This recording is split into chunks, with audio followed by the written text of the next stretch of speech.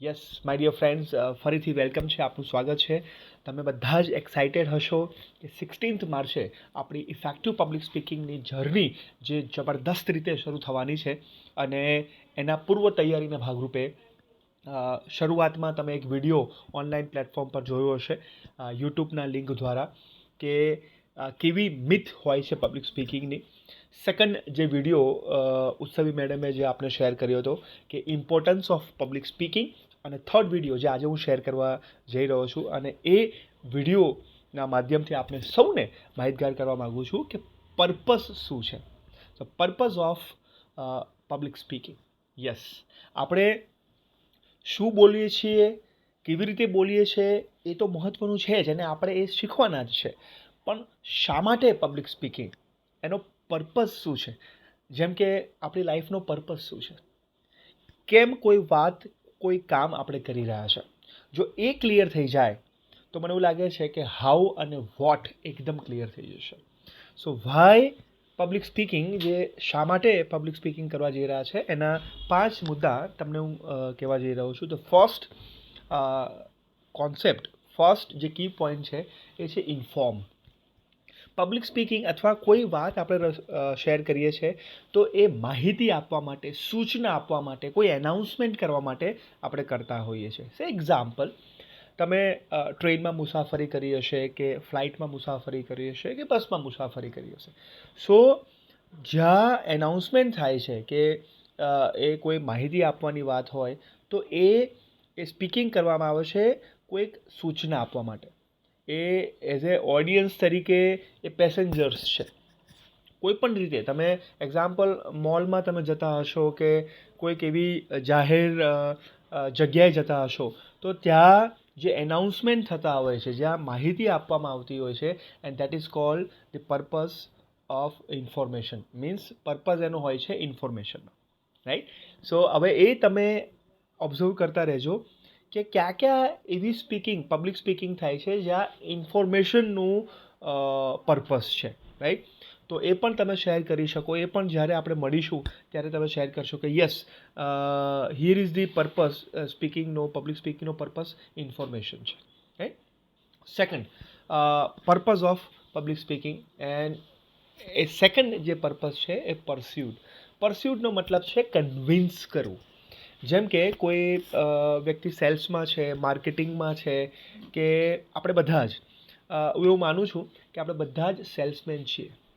Yes, એટલે salesmanship કરવી, કોઈ કંપનીમાં, કોઈ ફર્મમાં, કોઈ ઓર્ગેનાઇઝેશનમાં કોઈ વસ્તુને સેલ કરવી, that is not only the salesmanship. તમે તમારા વિચારોને પણ સેલ કરો છો, શેર કરો છો, that is also a salesmanship.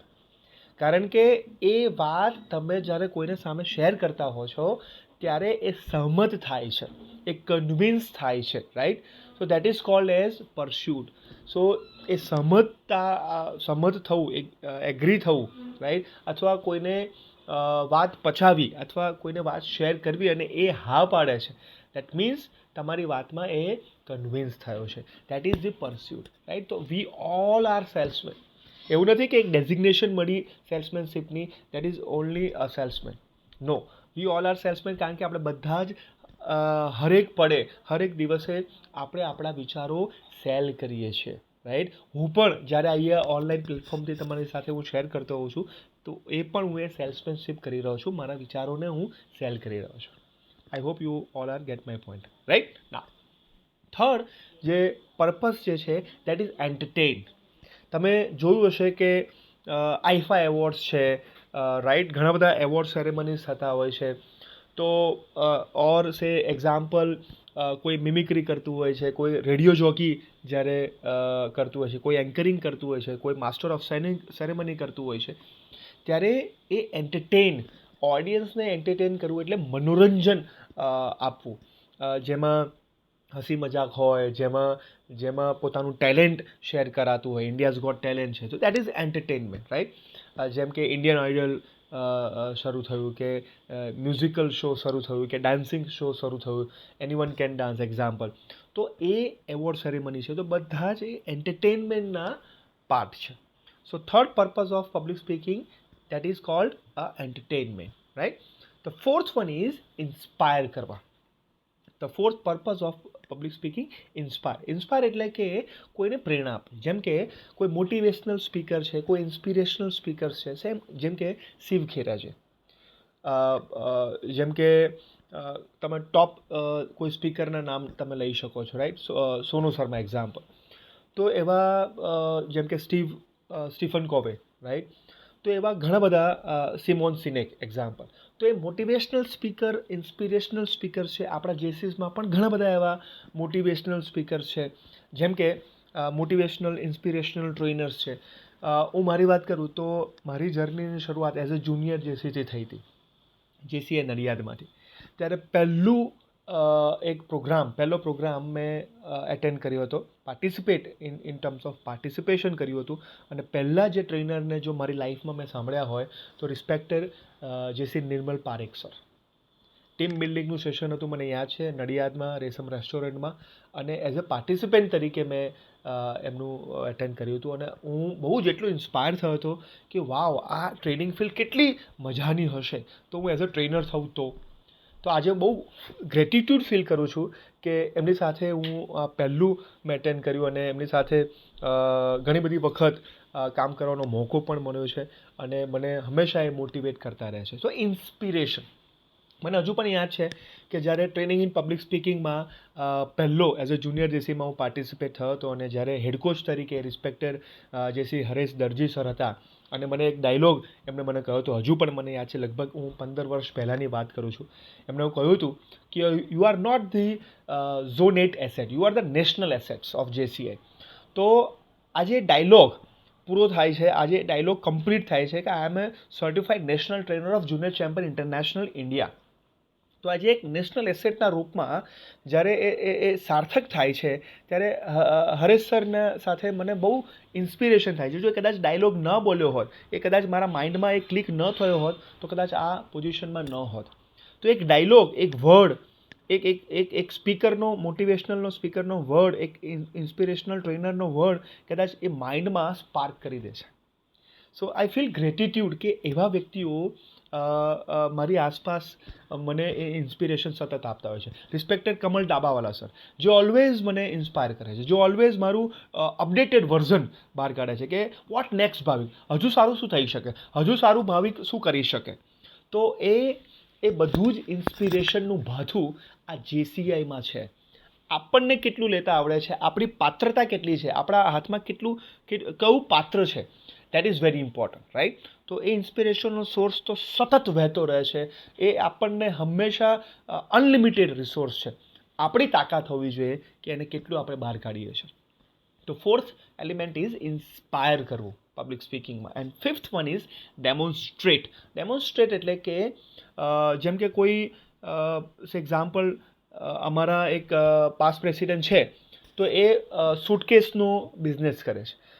એનું બેગ્સ બધી જે છે, ટ્રાવેલ બેગ એ પ્રેઝન્ટ કરે છે બધાને. તો એ બતાવ્યું પણ છે કે ટ્રાવેલ બેગ જો આવી રીતે આપણે એને યુઝ કરી શકાય, આવી રીતે એને ડૂઝ એન્ડ ડોન્ટ્સ છે.